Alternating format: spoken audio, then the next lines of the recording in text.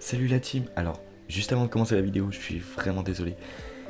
C'est l'enregistrement vidéo qui a enregistré le son et c'est pas le microphone que j'avais qui a enregistré. Du coup, je suis vraiment désolé, le son sera pas professionnel, mais j'espère que la vidéo vous plaira quand même. Allez, ciao et moi je vous retrouve dans les commentaires. Alors, est-ce qu'on est bon? On est plutôt bon. Le son s'est lancé. Ah oui, j'utilise un deuxième appareil parce que je me dis que vous n'allez pas m'entendre. Du coup, j'ai un autre appareil qui enregistre, un second téléphone. Bonjour la team.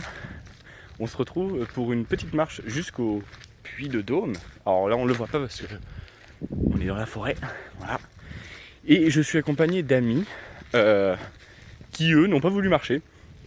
Bon, c'est leur choix, hein, j'ai envie de vous dire. Du coup, on va les retrouver en haut. Eux, ils prennent le train. Aïe aïe aïe aïe aïe aïe, c'est pas bien, c'est pas bien, c'est pas bien. La team, faut leur dire, il faut marcher, c'est important. Du coup, voilà. Est-ce que c'est pas magnifique? C'est juste splendide, magnifique. Bon, en même temps, on est dans une forêt. Donc, qu'est-ce qu'il y a de magnifique? Bah, à part des arbres. Pas grand-chose, j'ai envie de vous dire. Mais on se retrouve quand ça sera un petit peu dégagé. Du coup, à tout de suite la team. Du coup voilà la team. Là en fait on arrive au col de la Poule qui est situé à 1178 mètres d'altitude. Mais du coup concrètement qu'est-ce que c'est? C'est quoi le Puy de Dôme? C'est qui? Et pourquoi? Bah, le Puy de Dôme tout simplement c'est un volcan. Il compose donc le massif central donc, qui est constitué de 80 volcans et donc le Puy de Dôme est un des volcans. Et il faut savoir que la région porte ce nom depuis 1791 grâce au Puy de Dôme. Donc le Puy de Dôme, comme je vous l'ai dit, il est composé donc de 80 volcans, enfin est composé à 79 volcans pour être exact, puisque le Puy de Dôme étant le 80e. Et donc il compose le massif central. Le Puy de Dôme il a plus de 11 000 ans. Voilà, et donc c'est un des volcans qui est équipé aujourd'hui d'un laboratoire scientifique, atmosphérique, et qui aujourd'hui permet de faire des recherches scientifiques par rapport à l'atmosphère. Et d'ailleurs, c'est en 1600 ou 1700, avec Blaise Pascal, donc qui a pu permettre de prouver l'existence du vide dans l'air, et donc qui a pu permettre de faire la découverte d'une des mesures qu'on connaît, l'hectopascal. Bon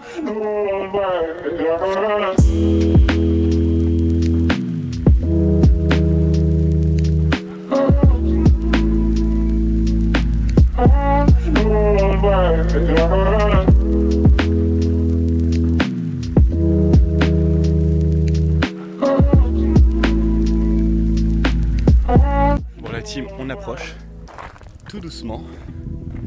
Voilà. Donc le Puy de Dôme ne se résume pas non plus qu'à de l'altitude, à de la marche, etc. Il y a aussi une autre histoire. Et ça se passe au 2e siècle. Donc, comme vous pouvez le voir après aux images, donc le Puy de Dôme a des ruines, et ces ruines, c'est le temple de Mercure. Et donc il a été construit par les Gallo-Romains et les Romains, à l'époque où la Gaule était conquise par la Rome. Et donc en effet du coup, au 2e siècle, quand les Romains sont arrivés donc en Gaule, pas en France, parce qu'on n'appelait pas encore la France à cette époque-là, on appelait ça la Gaule.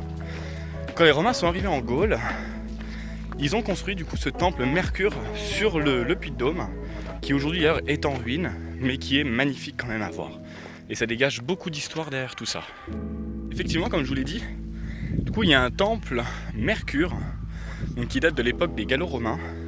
Et donc ce temple vénérait la déesse Mercure, lorsque Rome existait et qu'avait conquis la Gaule. Le plus fou avec ce temple, du coup, au 2e siècle, c'est que les Gallo-Romains, pour s'y rendre, ils devaient passer par le col de la Césate. C'est pour ça que je vous l'ai cité tout à l'heure, parce que c'est un col qui est en fait important. Pour en tout cas se rendre à ce temple à l'époque. Parce qu'effectivement, aujourd'hui, on peut se rendre à ce temple via le chemin que je suis en train d'emprunter. Parce que maintenant, les chemins, on peut y aller par là où je passe, ou encore avec le train. Le mini-train du Puy de Dôme. Et si on fait un autre point de culture, en fait, il y a une cité qui ne porte plus ce nom et qui porte un autre nom. C'est Augusto Nemetum. En fait, il passait pas loin parce que le Puy de Dôme surplombait en fait cette cité, Augusto Nemetum, Ah, maintenant que j'arrive à le dire, je vais vous le dire. Hein. Et donc, ils étaient vraiment pas très loin de cette cité. Mais cette cité, c'est quoi? C'est qui? Et c'est où? Et ben en fait, c'est l'ancien nom de Clermont-Ferrand.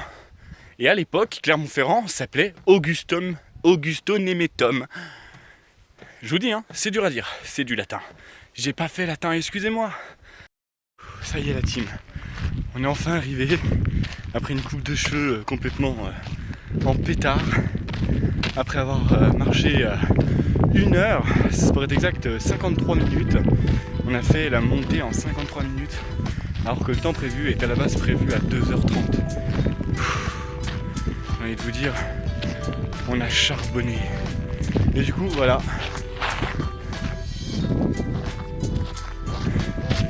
On est arrivé et on l'a fait, les amis. On est les meilleurs. Bon, du coup, la team, il ne me reste plus qu'à faire les images et les photos. Je pense que le vlog est vraiment pas mal. Je vous remercie du coup d'avoir répondu au sondage et d'avoir été nombreux à m'avoir dit de le faire. Je pense que ça peut apporter quelque chose en plus. Non, franchement, expérience incroyable. Enfin, franchement, merci beaucoup. Et je pense qu'on se retrouvera pour un prochain vlog. Je sais pas encore où. De toute façon, je vous le ferai savoir en story. Moi, je vais m'occuper du coup de faire les photos pour la page. Ça va être intéressant. Il y aura pas mal de contenu. Donc, n'hésitez pas à vous abonner si c'est pas fait, pour pouvoir voir après le contenu, parce que je pense que ça pourrait être intéressant pour vous si vous aimez surtout la photo. Ça va être vraiment intéressant la team. Du coup, on se retrouve pour un prochain vlog et je vais vous laisser avec les images que je vais pouvoir vous faire et vous mettre sur cette page. Bisous la team.